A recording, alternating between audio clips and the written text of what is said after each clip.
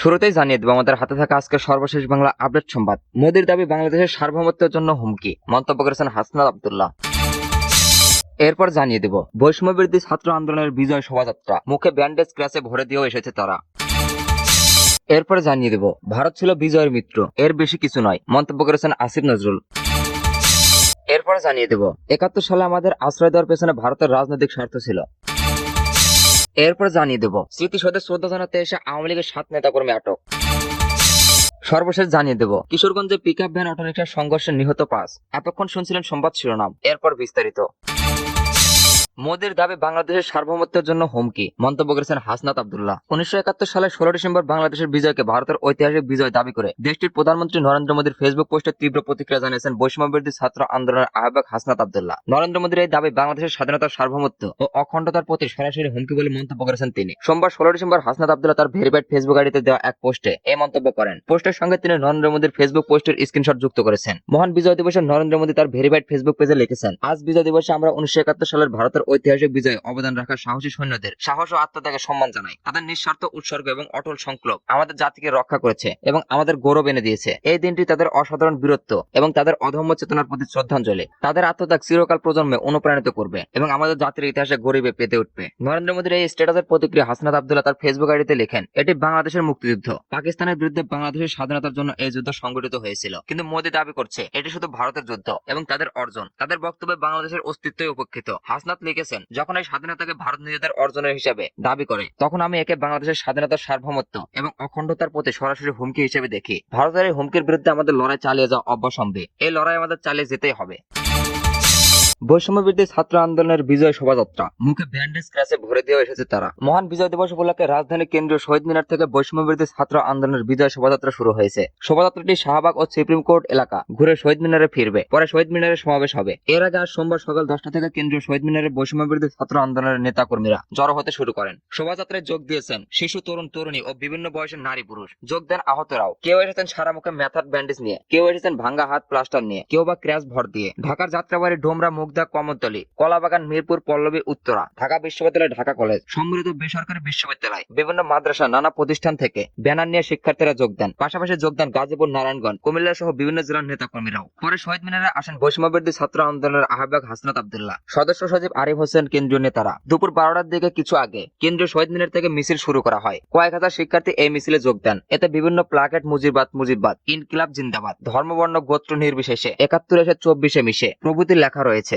মিছিলের সামনে আসেন নারী শিক্ষার্থীরা। এরপর আসেন বৈষম্য বিরোধী ছাত্র আন্দোলনের আহত শিক্ষার্থীরা। তারপর বিভিন্ন শিক্ষা প্রতিষ্ঠান ও জেলার ব্যানারে নিয়ে দাঁড়িয়েছেন বৈষম্য বিরোধী ছাত্র আন্দোলনের নেতাকর্মীরা। মিছিলে তোমার দেশ আমার দেশ, বাংলাদেশ বাংলাদেশ, ৭১ শহীদেরা, লও লও সালাম, গোলামি না আজাদি, আজাদি আজাদি, দিল্লি না ঢাকা, ঢাকা ঢাকা, মুজিববাদ মুর্দাবাদ, ইনকিলাব জিন্দাবাদ প্রভৃতি স্লোগান দেওয়া হচ্ছে। মিছিলটি শাহবাগ ও সুপ্রিম কোর্ট এলাকা ঘুরে কেন্দ্রীয় শহীদ মিনারে ফিরে আসবে বলে প্রথম আলোকে জানিয়েছেন বৈষম্য বিরোধী ছাত্র আন্দোলনের নির্বাহী কমিটির সদস্য তরিকুল ইসলাম। এদিকে মহান বিজয় দিবস উপলক্ষে কেন্দ্রীয় শহীদ মিনার প্রাঙ্গণে বিনামূল্যে রক্তের গ্রুপ নির্ণয় ও স্বেচ্ছায় রক্তদান কর্মসূচির আয়োজন করেছে সন্ধানী, ঢাকা মেডিকেল কলেজ হাসপাতাল ও স্বেচ্ছায় রক্তদানের সংগঠন বাঁধন। দিনব্যাপী ওই আয়োজন চলবে।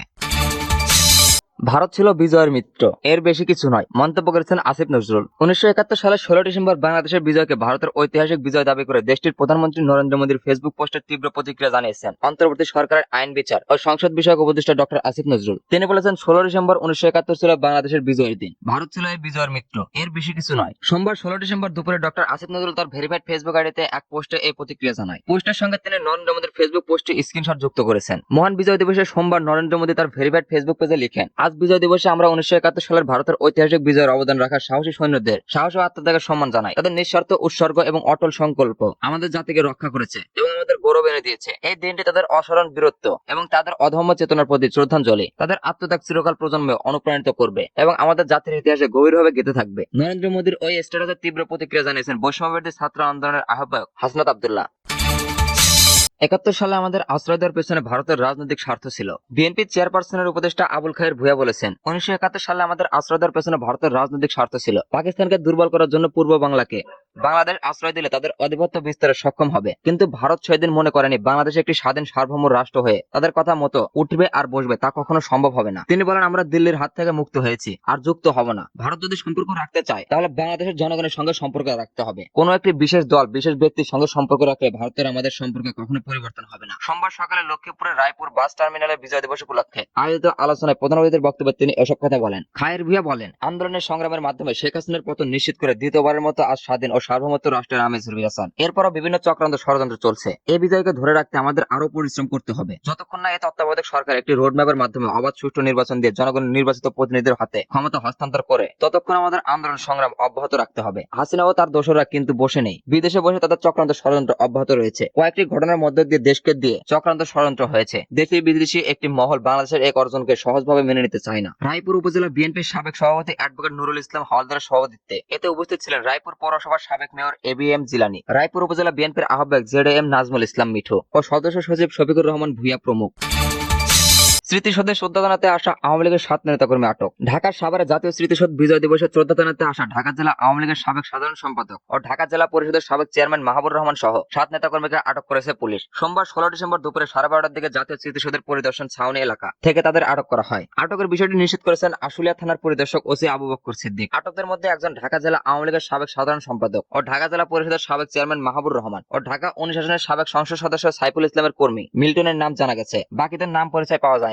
আওয়ামী লীগ নেতাকর্মীরা বলেন, 16 ডিসেম্বর বীর শহীদদের প্রতি শ্রদ্ধা নিবেদন করতে আসেন ঢাকা জেলা আওয়ামী লীগের সাবেক সাধারণ সম্পাদক মাহবুবুর রহমান। তার নেতৃত্বে স্থানীয় ঢাকা 19 এর সংসদ সদস্যের কর্মীরা স্মৃতিসৌধে শ্রদ্ধা জানাতে আসেন। এই সময় পরিদর্শন ছাউনির পাশে নেতাকর্মীরা জড়ো হচ্ছিল। খবর পেয়ে ডিএমপি, ডিবি পুলিশ ও আশুলিয়া থানা পরিদর্শক শ্রদ্ধা করার সহ 7 নেতাকর্মীকে আটক করে। আশুলিয়া থানার পরিদর্শক ওসি আবু বকর সিদ্দিক বলেন, দুপুরে আওয়ামী লীগের নেতাকর্মীর জাতীয় স্মৃতিসৌধ শ্রদ্ধা জানাতে আসে। এ সময় 7 জনকে আটক করা হয়েছে।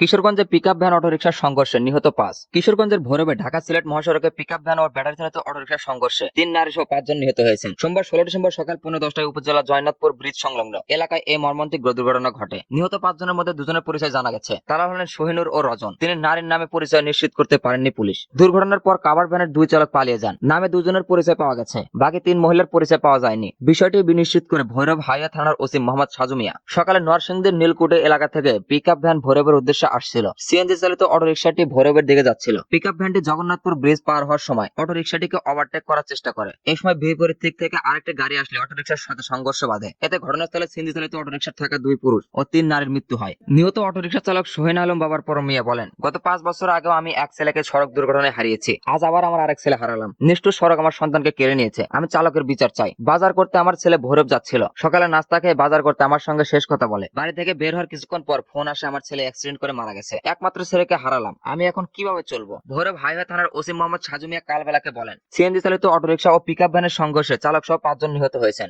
গাড়িগুলো আটক করে থানায় নেওয়া হয়েছে, কিন্তু 2 চালক পালিয়ে গেছেন। পরিবারের অভিযোগের ভিত্তিতে প্রয়োজনীয় ব্যবস্থা নেওয়া হবে।